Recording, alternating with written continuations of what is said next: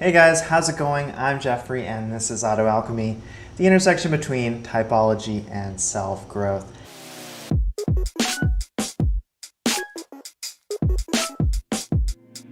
And this video is going to be a very quick follow-up to my video about Mikhaila Peterson and JP Sears. There are a few other things that I noticed while rewatching the original video by them that I thought would be cool to talk about, other things that expanded my own personal understanding of objective personality, and hey, maybe you guys will benefit from hearing my thought process. By the way, if you want early access to my videos and other bonus content, consider becoming a member at my Buy Me a Coffee page. I'll put a link down below. Anyway, quick refresher for you. JP Sears is an ISFP and Mikhaila Peterson is an ESTP. And there are a lot of interesting similarities between these two people. Now, in my other video, I talked about JP as being a decider. That's anybody who's leading with a thinking or feeling function. And deciders can be a little bit awkward. I noticed some really interesting awkwardness where he mentioned her name multiple times, and it felt very needy or validation seeking, or it just felt odd, right? And that makes a little bit of sense because deciders, being weird with people, having that strange tension and difficulty navigating self and tribe, they might think, hey, are you with me? Are you against me? How do you evaluate me? Are they in alignment with my particular ego's agenda, or are they an enemy? Noticing him saying Mikhaila's name really weirdly throughout the video, I decided to just hunt through the video to find how many times he's using other people's names. Enjoy this little compilation. JP Sears, welcome to my podcast. Mikhaila, thank you for having me on your podcast. I love the way you think, Mikhaila. Please say more good things about me. Brene Brown, an author many people have heard about, Fauci tells us how it fulfills Bill Gates' agenda. Their name is pronounced by me, Anais Nin. I play hardball with you, Mikhaila.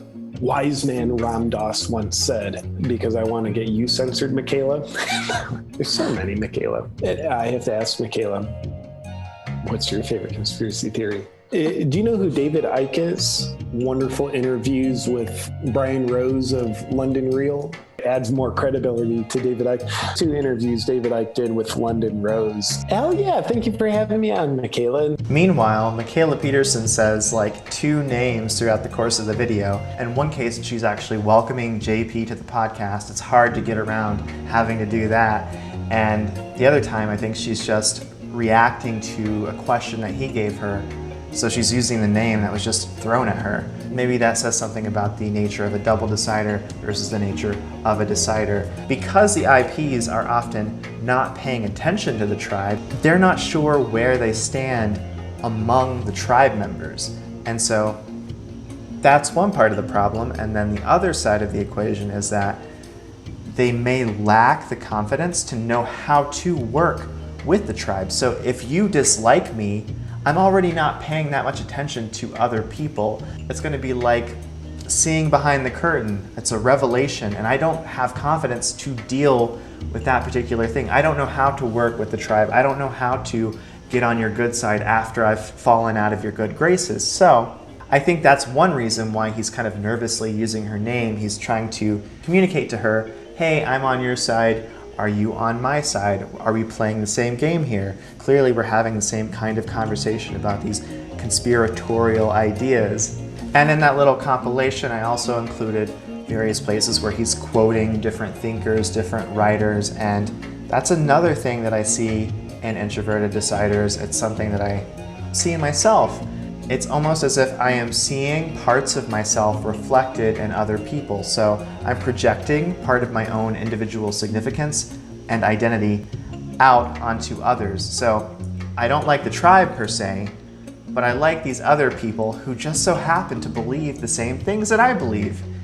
Obviously he believes it because he's quoting them, so they're giving him language to reflect his own psyche. Another thing that I didn't talk about in the last video was how while JP is obviously getting stuck in the decider stuff, Mikhaila is very much about seeking out the missing information She, being an SE Dom, is an observer, and observers are all about hidden information. Now I'm going to include a little compilation of Mikhaila simply asking for more information, asking for clarification, seeking out more detail. How would you suggest somebody start listening to their instinct? How would you suggest people start listening to what you call their own truth? As a former life coach, is that an unhealthy way to go about things? Can you tell me, is it possible to tell me what you're not allowed to talk about? Are there topics that you artfully avoid specifically? Okay, let me think. What is my favorite conspiracy theory? I'm worried I'm going to say this and the comments are just going to be, Mikhaila, that's real though. It's insulting, right? Having your information censored for your own safety. What is your diet and exercise kind of schedule like? What does that look like? And then ending with, do you have a morning routine? Yes. What does your lifestyle look like? So Mikhaila is going to be pretty balanced when it comes to other people, when it comes to self versus tribe, but she's really going to get hung up on understanding all of the information. Having her intuition function at the bottom, she's going to get caught up on making sense of this vast array of sensory data that she's accumulating. You know, she's caught up in this headspace of explicitly tell me more, make me understand it with concrete examples. Because Mikhaila is an ST type and because JP's second animal is an NF animal, he's using NI and FI as part of his sleep, I feel like she's forcing him even more into hippie territory, so he has to compensate for her concrete bound ST perspective. Another thing that I wanted to talk about was a moment when Mikhaila is asked about her favorite conspiracy theory. It's funny because, like I said, Mikhaila is an observer, and conspiracy theories are actually often associated with observers. You'll notice that Mikhaila, unlike JP, takes the question a little more seriously. He's more than willing to just quickly say, hey, I like this one conspiracy, it's probably not true, I'm just gonna have fun with it. And then he has other conspiracy theories that he believes are genuinely true.